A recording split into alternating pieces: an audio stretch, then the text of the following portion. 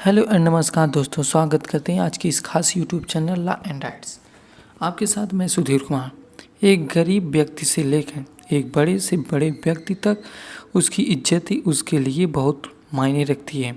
एक व्यक्ति को अपनी इज्जत बनाने में वर्षों लग जाते हैं और इज्जत गंवाने में एक मिनट भी नहीं लगता। समाज में प्रत्येक व्यक्ति को ये अधिकार है कि वो अपने प्रतिष्ठा, इज्जत, ख्याति और सामाजिक सम्मान को किसी भी तरह से ठेस पहुंचने से बच सके। और साथ ही अगर कोई व्यक्ति उसकी इज्जत और शोहरत के साथ खिलवाड़ करता है तो वह उसके खिलाफ कोर्ट में जा सकता है।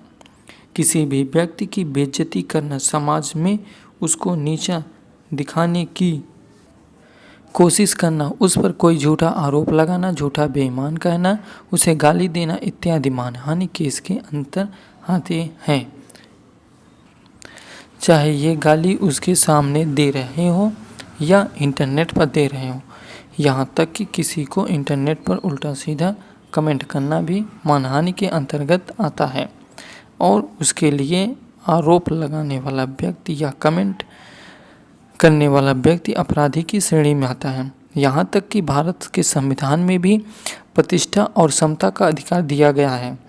तो आइए आज हम इस पर बात करते हैं, मानहानि क्या है और उसके प्रावधान क्या है। सबसे पहले हम बात करने वाले हैं दोस्तों साइबर मानहानि यानी इंटरनेट मानहानि के बारे में। हमारे देश में क्या कानून है उसके बारे में बताता हूँ दोस्तों। बहुत बार हम किसी व्यक्ति को या किसी व्यक्ति के किसी पोस्ट या वीडियो के नीचे या हम अपने खुद के पोस्ट या किसी वीडियो में बिना कुछ सोचे समझे कुछ भी कह देते हैं, कुछ भी बोल देते हैं। लेकिन हमारे द्वारा बिना सोचे समझे कहा गया एक वाक्य और शब्द हमारे लिए मुसीबत बन सकता है, क्योंकि जिसके बारे में हम कह रहे हैं वो चाहे तो हमारे ऊपर मानहानि का आरोप भी लगा सकता है। सूचना प्रौद्योगिकी अधिनियम यानी हमारे देश की IT act, information technology act के तहत कोई भी व्यक्ति कंप्यूटर, इंटरनेट या मोबाइल की मदद से फेसबुक, ट्विटर, यूट्यूब तथा अन्य सामाजिक वेबसाइट और उपकरणों से किसी की मानहानि करता है तो 3 साल तक की कैद या जुर्माना या दोनों हो सकता है और इसे क्रिमिनल ऑफेंस माना जाएगा, अर्थात उसके ऊपर क्रिमिनल का दाग भी लग सकता है। इसके अलावा कोई व्यक्ति अगर दूसरे किसी प्रकार से ऐसी हरकत करता है तो उसे भारतीय दंड विधि अर्थात आईपीसी के तहत दोषी को 2 साल तक की सजा हो सकती है या जुर्माना या दोनों साथ हो सकता है।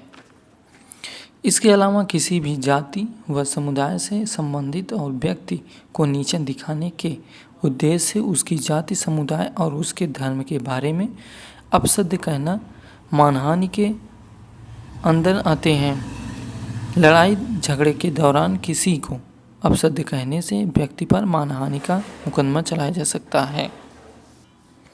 सबसे पहले हम देखेंगे मानहानि अपराध के 3 महत्वपूर्ण भाग होते हैं। पहला, मानहानि से संबंधित सामग्री प्रकाशित करना। जैसे कि आप सब देख रहे हैं कि साइड में ही एक कार्टून जैसा चित्र बना है, वो भी आदमी का। उसे जैसा कि वो व्यक्ति कहीं जा रहा था, वह कपड़े पूरा नहीं पहना था, उसके बच्चों ने या कोई व्यक्ति ने उसका चित्र दीवार पर बना दिया हो या उसका प्रिंट कर दिया गया हो। दूसरा है लिखित या मौखिक रूप से मानहानि करना। जैसा कि आप सब बगल में ही देख रहे हैं, साइड में चित्र दिया गया है, उसमें एक व्यक्ति अपने कलाओं के द्वारा उसका चित्र बनाकर पेपर आर्ट द्वारा या कुछ लिखकर उसे दीवार में चिपका दे तो यह लिखित हो गया। और कोई भी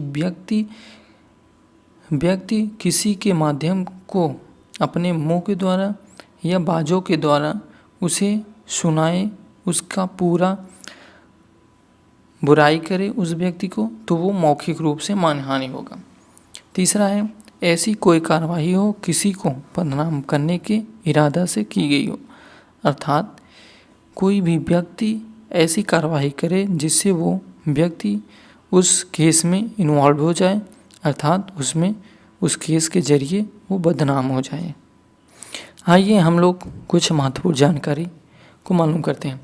मानहानि दीवानी या सिविल और फौजदारी या क्रिमिनल दोनों अपराध है। सिविल कानून के अंतर्गत अपमानित व्यक्ति अपने अपमान को साबित करने के लिए हाई कोर्ट या लोअर कोर्ट का रुख करके आरोपी से आर्थिक मुआवजे का मांग कर सकता है।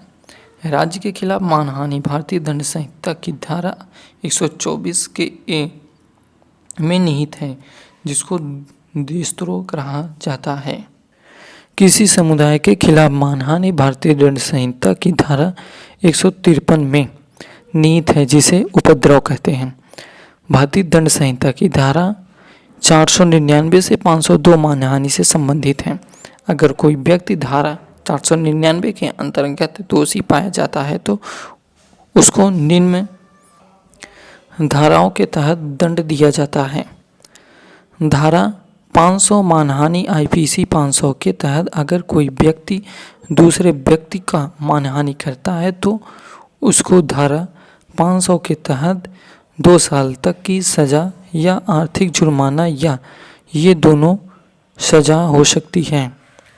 कोई अपने आर्थिक उद्देश्य के लिए किसी की मानहानि करने पर धारा 502 के तहत 2 साल की सज़ा या आर्थिक जुर्माना या दोनों सजाएं हो सकती हैं। तो आज का वीडियो यहीं समाप्त होता है दोस्तों। अभी तक जिन लोगों ने हमारा यूट्यूब चैनल अभी तक सब्सक्राइब नहीं किया वो सब्सक्राइब कर लें, जिससे सबसे पहले वीडियो आप तक पहुँचे। और कमेंट बॉक्स में ये ज़रूर बताइएगा कि ये वीडियो आपको कैसे लगा। धन्यवाद।